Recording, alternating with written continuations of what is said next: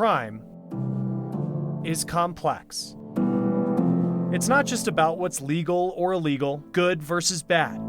Its root is deeper than that. We're letting people know that straw buying is going on and what it does to communities. This week, we explore some of the top issues our country is facing when it comes to crime. Some of us was just running from something. Where millions of government dollars are going in a new effort to stop violent crime. These people are the people that's sick and need the medicine. And what it's like to be falsely identified by the new tech some law enforcement agencies are putting into action.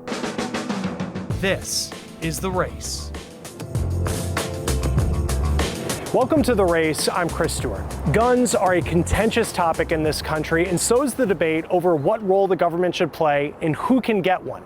Law enforcement says one way is undercutting laws already in place, putting thousands of illegal weapons on the streets every year. And here in the Austin, Texas area, we met a woman who knows about it firsthand. You don't really think, like, where do these guns come from? You don't think that.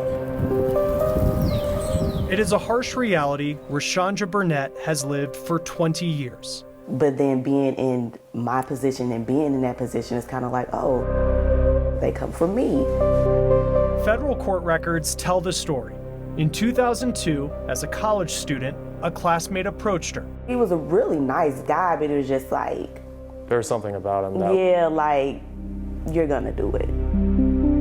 The favor was to go to a nearby gun store and make a purchase for him. My regular questions were, why do you need to? And, you know, his response was more like, because he already had one, he couldn't, necessarily get it. What her classmate didn't tell her, and she later learned from federal ATF agents, was that he and a gun store owner were part of a gun trafficking ring, sending weapons to a street gang in New Jersey, and he needed her to be a straw buyer. A straw buyer is a person who buys guns on behalf of someone who can't, for reasons like having a felony on their record.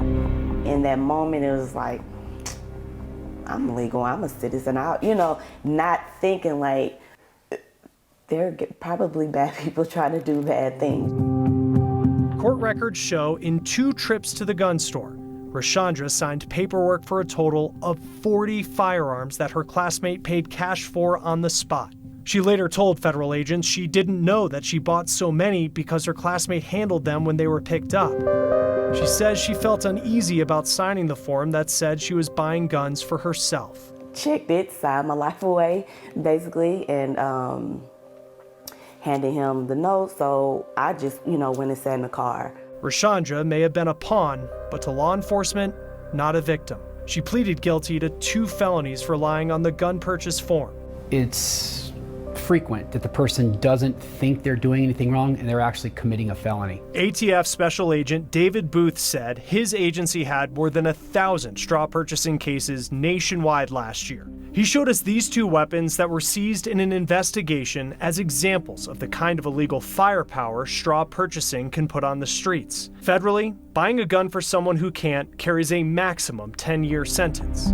The impact is that this is just one way that someone who's prohibited can get a firearm. ATF says they don't keep official stats on the gender of straw purchasers, but says in many cases women are recruited. And these women, in exchange for love or just a little bit of money, will go ahead and do this favor, not knowing what the repercussions are to themselves and to the community.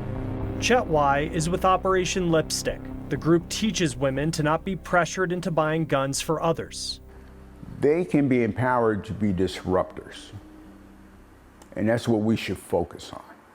Empowering women to disrupt this thing. Rashandra received probation. Today she's working toward her master's, but must live with a felony on her record. In hindsight, looking back, you think about all these things, but it's like, wow, I don't know how many other lives that I probably, have taken. A difficult story from her past, she hopes today will stop others from taking a place along the pipeline of illegal guns in America. As violent crime rates surge nationwide, one city is seeing its rates decrease. Vanessa Mashanya shows us the partnership that could make neighborhoods across the country safer. We are doing what is called a customs notification. This is an opportunity for us to make contact with some individuals that may have had several run-ins with law enforcement, and this is what we like to call their lifeline.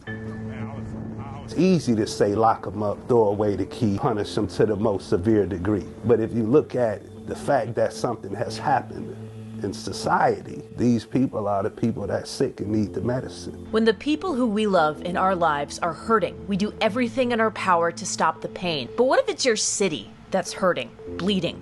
You band together by any means necessary to triage. My job is to help people understand that these children are not bad by nature. Phil Sample's life today is a lot different than it once was. He used to hustle on the streets of Detroit, and now he's a part of Ceasefire Detroit, a team of clergy members, community advocates, and former gang members who reach out to those who are where he was, all for the sake of public safety in a city that's had a reputation for gun violence. If you ride through my neighborhood, it's a mess, and I was there, a part of that mess.